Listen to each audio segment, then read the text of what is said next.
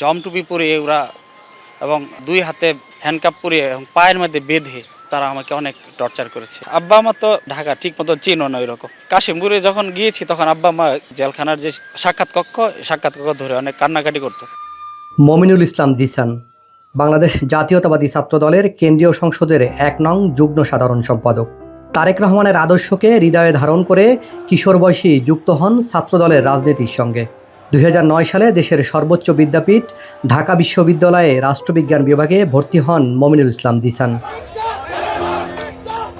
অন্য ১০ জন শিক্ষার্থীর মতো তারও স্বপ্ন ছিল পড়াশোনার পাশাপাশি ছাত্র রাজনীতিতে সক্রিয় থেকে নিজেকে তারেক রহমানের একজন নিবেদিত আদর্শ সৈনিক হিসাবে গড়ে তোলা। ২০০৪ সালের পর থেকে আর কি আমার ছাত্র রাজনীতি কোনোদিন কোনো গ্যাপ ছিল না। বিশেষ করে বাংলাদেশ জাতীয়তাবাদী দলের প্রত্যেকটি কর্মসূচিতে আমি থাকার চেষ্টা করেছি আমার সামর্থ্য অনুযায়ী, সাধ্য অনুযায়ী পড়াশোনার পাশাপাশি। ২০২৪ সালের ৫ আগস্ট পর্যন্ত ফ্যাসিস্ট হাসিনা বিরোধী প্রত্যেকটি আন্দোলন সংগ্রামে আমি নিজেকে উজাড় করে ঢেলে দিয়ে রাজপথে থাকার চেষ্টা করেছি। মমিনুল ইসলাম জিসান যখন ঢাকা বিশ্ববিদ্যালয়ে ভর্তি হন তখন দেশজুড়ে স্বৈরাচার আওয়ামী লীগের দাপট আর শিক্ষা প্রতিষ্ঠানগুলোতে একচেটিয়া আধিপত্য বিস্তার করত বর্তমান নিষিদ্ধ সংগঠন বাংলাদেশ ছাত্রলীগ। নিষিদ্ধ ঘোষিত সন্ত্রাসী সংগঠন বিগত 15.5 বছরে যেভাবে ভয়ের রাজত্ব কায়েম করেছিল সেই রাজত্ব তারা আবারও ফিরিয়ে আনতে চায়। স্বপ্ন আর সংগ্রাম বুকে নিয়ে স্যার এফ রহমান হলের একটি গণরুমে ছোট্ট একটু জায়গা দিয়ে শুরু হয় তার বিশ্ববিদ্যালয় জীবন। কিন্তু আদর্শের প্রশ্নে আপোষহীন এই তরুণ খুব দ্রুতই পরিচিত হয়ে ওঠেন ছাত্রদলের একনিষ্ঠ কর্মী হিসেবে।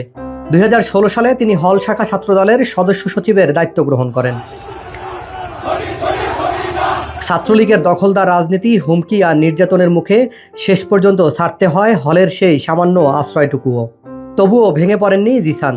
প্রতিকূলতার প্রতিটি দেয়াল পেরিয়ে তারেক রহমানের আদর্শকে বুকে ধারণ করেই এগিয়ে গেছেন সংগ্রাম আর প্রতিবাদের পথে। আমাদের ঢাকা বিশ্ববিদ্যালয় সাংবাদিক সমিতির যে নতুন কমিটি বড় এবং পুরান কমিটি বিদায়ের প্রোগ্রামটি কিন্তু আমাদের সিনেট ভবনের অডিটোরিয়ামে হতো। তাই আমি ওই প্রোগ্রামে যখন সামিল হয়েছি একমাত্র আমি সহ আমাদের আর 2 জন বন্ধু ছিল একদম সর্বকনিষ্ঠ, যারা কোনো পদে ছিলাম না, তারপরে ছাত্রদলের হয়ে আমরা এখন অংশগ্রহণ করি। তারপর থেকে কিন্তু আমাদের ওই দিন হল থেকে বের করে দেয়। তারপর থেকে যে আমাদের যে রাজনীতিক এবং যে প্রতিকূল পরিস্থিতিতে মধ্যবিত্ত ফ্যামিলির সন্তান থেকে উঠে এসে ঢাকা বিশ্ববিদ্যালয় যেখানে আমাদের হলে থাকার কথা, সেখানে পড়াশোনা করার কথা কিংবা রাজনৈতিক কর্মকাণ্ড চালানোর কথা, তারপর থেকে আমরা একটা প্রতিকূল পরিস্থিতি কিন্তু আমি ব্যক্তিগতভাবে পড়ে যাই এবং আমার তখন থেকে মেস লাইফ শুরু কিংবা অন্য হলে ফেরারি লাইফ শুরু হয়ে আর কি। মমিনুল ইসলাম জিসানের অপরাধ ছিল তিনি তারেক রহমানের আদর্শকে হৃদয়ে ধারণ করতেন এবং ছাত্রদলের রাজনীতির সঙ্গে যুক্ত ছিলেন। শুধু এই বিশ্বাস আর আদর্শের কারণেই স্বৈরাচার হাসিনা সরকারের আমলে তাকে হতে হয়েছে 21টি মামলার আসামি, 6 বার গ্রেপ্তার, 26 দিনের রিমান্ডে, অমানবিক নির্যাতন, দীর্ঘ 2 বছরের কারাজীবন।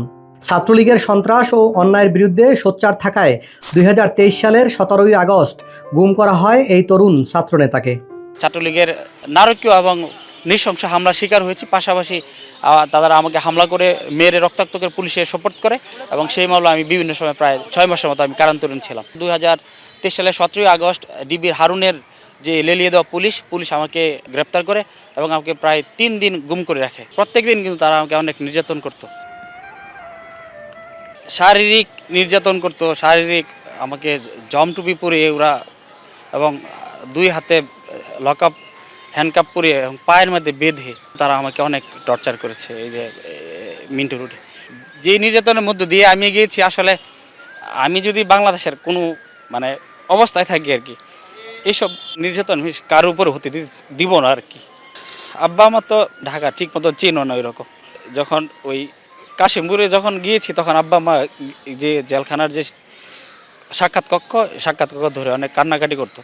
ক্যাম্পাসে ছাত্রলীগের হামলা, মামলা, নির্যাতন আর দমনপীড়নের শিকার হয়েও থামিয়ে রাখা যায়নি মমিনুল ইসলাম জিসানকে। ভয় আর অত্যাচারের দেয়াল ভেঙে তিনি ছিলেন ঢাকা বিশ্ববিদ্যালয়ে ছাত্রদলের প্রতিটি আন্দোলন সংগ্রামের সক্রিয় মুখ। 2013 ও 18 সালের কোটা সংস্কার আন্দোলন, 2014 সালের অবৈধ নির্বাচনের বিরুদ্ধে রাজপথে লড়াই এবং সর্বশেষ জুলাই আন্দোলনে সম্মুখ সারির যোদ্ধা হিসাবে রাজপথে থেকে লড়াই করেছেন মমিনুল ইসলাম জিসান।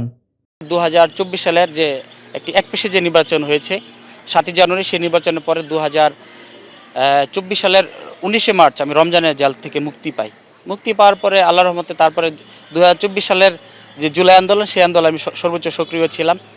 ঢাকার বিভিন্ন পথে, ঢাকা মেডিকেল কলেজ সহ সোহরাওয়ার্দী মেডিকেল এবং ঢাকা বিশ্ববিদ্যালয় সহ গণভবন, সব জায়গায় আমি সক্রিয় ভূমিকা রেখেছি আমার সহযোদ্ধা যারা তাদেরকে সাথে নিয়ে। সময় বদলেছে, রাজনৈতিক প্রেক্ষাপটেও এসেছে নতুন এক প্রত্যাশার বাতাস। দলের ভেতরে সুদিনের আলো ফিরে এসেছে, আর সেই আলোতেই আবার নতুন করে স্বপ্ন দেখতে শুরু করেছে মমিনুল ইসলাম জিসান। তার রাজনৈতিক আদর্শের নায়ক তারেক রহমান দেশের হাল ধরেছেন। জিসান এখন বিশ্বাস করেন ত্যাগ, লড়াই আর আদর্শের পথই শেষ পর্যন্ত জয় এনে দেয়। এই বিশ্বাস নিয়েই তিনি স্বপ্ন দেখেন ছাত্রদলের সর্বোচ্চ পর্যায়ে নেতৃত্ব দেওয়ার, যেখান থেকে তিনি আরও বৃহৎ পরিসরে সংগঠনকে এগিয়ে নিতে পারবেন। সাইফুল ইসলাম, ভয়েস বাংলা, ঢাকা।